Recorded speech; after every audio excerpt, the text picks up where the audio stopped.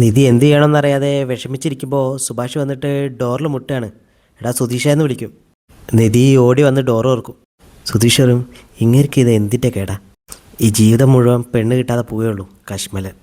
അതും പറഞ്ഞ് സുധി പായയും തലേണയൊക്കെ മടക്കിയിട്ട് ഡൈനിങ് ഹാളിലേക്ക് പോവുകയാണ്. നിധി സുഭാഷിനോട് താങ്ക്സ് പറയും. പുറത്തിറങ്ങിയ സുധി പറയും, അച്ഛൻ പറഞ്ഞിട്ടാ. സുഭാഷ് പറയും, അച്ഛൻ പറയുന്ന അനുസരിക്കുന്ന ഒരു മോൻ. നികേഷും ഹരീഷും ഇതൊക്കെ ശ്രദ്ധിക്കുന്നുണ്ട്. ഹരീഷ് ഇതിനെപ്പറ്റി സുഭാഷിനോട് ചോദിക്കും. സുഭാഷ് പറയും, എൻ്റെ കല്യാണം കഴിഞ്ഞേ ഇവൻ ആ റൂമിൽ കിടക്കുന്നു ശബ്ദം ചെയ്തതല്ലേ, അതുവരെ ഇവിടെ കിടന്നാൽ മതി, കിടക്കാൻ നോക്കടാ. സുധീഷ് വന്നിട്ട് സുഭാഷിനോട് പറയും, അതേ ചേട്ടാ, ശരിക്കും അങ്ങനെ ശബ്ദം ചെയ്തിട്ട് കാര്യമൊന്നുമില്ല. സുഭാഷ് ചോദിക്കുകയാണോ? അതും പറഞ്ഞ് തലയണ വെച്ചിട്ട് സുധി അടിക്കും. രാവിലെ ആകുമ്പോഴും ഹരീഷ് ഇതൊന്നും മറന്നിട്ടില്ല. സുഭാഷിനോട് ഇതിനെപ്പറ്റി പിന്നെ ഹരീഷ് പറയാണ്. സുഭാഷ് ആണെങ്കിൽ മറുപടിയായിട്ട് ഒന്നും പറയില്ല. ഹരീഷ് പറയും, സുഭാഷ് ഏട്ടാ ഇത്ര സ്വാർത്ഥനാവരുത്, വേറെ ആര് പറഞ്ഞിരുന്നെങ്കിലും ഞാനിതൊന്നും മൈൻഡ് ചെയ്യാൻ പോയില്ലായിരുന്നു. ഇങ്ങനെയൊക്കെ ചെയ്യുന്നത് ശരിയാണോ എന്നൊക്കെ ചോദിക്കും. സുഭാഷ് പറയും, അതാണ് ശരി.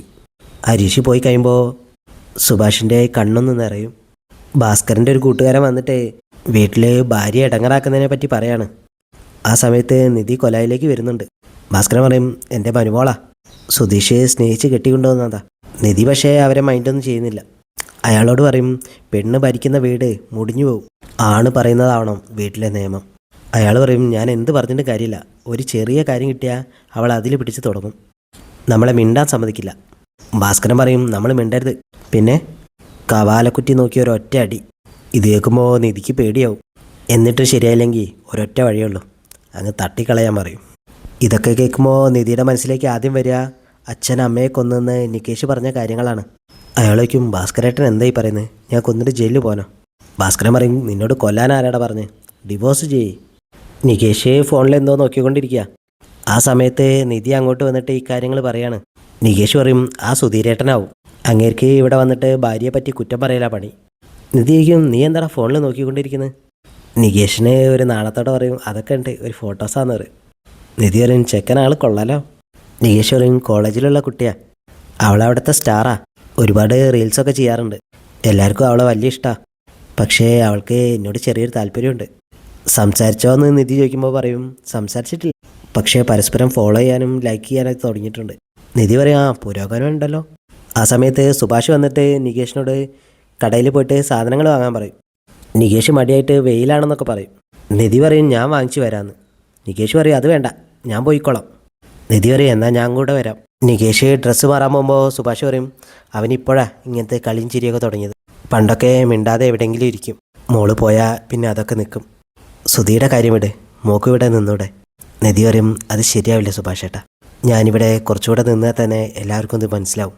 സുധി തോമസ് ഏട്ടനോട് ഒന്നുകൂടി സംസാരിക്കാൻ ശ്രമിക്കുകയാണ്. തോമസ് ഏട്ടൻ പറയും, എനിക്കൊന്നും കേൾക്കണ്ട, നിന്നെ ഞാനൊരു ജോലിക്ക് പറഞ്ഞയച്ചിട്ട് നീ അവിടെ ചെന്ന് എന്നെ ചതിച്ച ആളാണ്. സുധി പറയും, തോമസ് ഏട്ടൻ ഞാൻ പറയുന്നത് ആദ്യം ഒന്ന് കേൾക്ക്. തോമസ് ഏട്ടനെ ഞാൻ എൻ്റെ ചേട്ടൻ്റെ സ്ഥാനത്താണ് കരുതിയിരുന്നത്. പണ്ട് തോമസ് ഏട്ടൻ ഗൾഫിലുള്ളപ്പോൾ അനിയനെ അപകടം പറ്റിയപ്പോൾ ഞാൻ ഒറ്റയ്ക്കേ ഉണ്ടായിരുന്നുള്ളൂ. 20 കുപ്പിയോളം രക്തം എത്തിച്ചു കൊടുത്ത് തോമസ് ഏട്ടൻ വന്നപ്പോൾ ഡോക്ടർ പറഞ്ഞ് നന്ദി പറയേണ്ടത് എന്നോടല്ല, ഈ ചെറുപ്പക്കാരനോടാണ്. തോമസ് ഏട്ടൻ അന്ന് എനിക്ക് നേരെ കുറേ കാശ് നീട്ടി, പക്ഷെ ഞാനത് വാങ്ങിയില്ല. എന്തുകൊണ്ടാണ്? ഞാൻ എൻ്റെ ഒരു ചേട്ടൻ്റെ സ്ഥാനത്താണ് തോമസ് ഏട്ടനെ കാണുന്നത്. ആ എന്നെയാണ് ഒരു നിസ്സാര കാര്യത്തിന് തോമസ് ഏട്ടൻ പുറത്താക്കിയത്. തോമസ് ഏട്ടൻ പിന്നെയും ജോലി സ്ഥലത്ത് പോയിട്ട് പെൺകുട്ടിയെ അടിച്ചു മാറ്റി കൊണ്ടുവന്നതിനെ പറ്റി പറയും. സുധി ചോദിക്കും, തോമസ് ഏട്ടൻ സ്നേഹിച്ചല്ലേ കല്യാണം കഴിച്ചത്, അതും പെൺകുട്ടിയെ അടിച്ചു മാറ്റി കൊണ്ടുപോയിട്ട് മലയാറ്റൂർ മല കയറിയത് എന്നോട് എത്ര തവണ പറഞ്ഞിട്ടുണ്ട്. എൻ്റെ മനസ്സിലെ തോമസ് ഏട്ടൻ ആ ഹീറോ ആയിരുന്നു. ആ കഥ കേട്ട് വളർന്ന ഞാൻ അതല്ലേ ചെയ്യൂ. എൻ്റെ മനസ്സിലെ ആദ്യം അങ്ങനെയൊന്നും ഇല്ലായിരുന്നു, പക്ഷേ ആ പെൺകുട്ടിക്ക് അവിടെ വലിയ പ്രഷറായിരുന്നു. ഇഷ്ടമില്ലാത്തൊരു കല്യാണം നടത്തുമെന്ന് ഉറപ്പായപ്പോഴാണ് ഞാൻ അവളെയും കൊണ്ട് അവിടുന്ന് പോകുന്നത്. ഇതൊക്കെ കേൾക്കുമ്പോൾ തോമസ് ഏട്ടൻ്റെ മനസ്സ് ചെറുതായിട്ടൊന്ന് അലിയും. ആദ്യ രാത്രി അവളുടെ കയ്യിലൊരു ബ്ലേഡ് ഉണ്ടായിരുന്നു. തോമസ് ഏട്ടൻ ചോദിക്കുക, എന്തിനാ, നിനക്ക് ഷേവ് ചെയ്യാനാ? സുധീർ, തോമസ് ഏട്ടാ, ഞാൻ കാര്യമായിട്ടൊരു കാര്യം പറയുമ്പോൾ അവൾ പറഞ്ഞത്, എൻ്റെ കല്യാണം വേറെ നടന്നിരുന്നെങ്കിൽ ഞാൻ ആത്മഹത്യ ചെയ്തേനേന്ന്. ഞാൻ ചെയ്തത് തെറ്റല്ലെന്ന് ബോധ്യമുണ്ടെങ്കിൽ തോമസ് ഏട്ടൻ എനിക്ക് അവിടെ തന്നെ ജോലി തരണം. ഞാൻ ചെയ്തത് തെറ്റാണെന്ന് തോമസ് ഏട്ടൻ എൻ്റെ നേരെ ഒരു വിരൽ ചൂണ്ടുമ്പോൾ ബാക്കിയുള്ള 3 പേരിലും തോമസ് ഏട്ടൻ്റെ നേരെ നിൽക്കുന്നത്.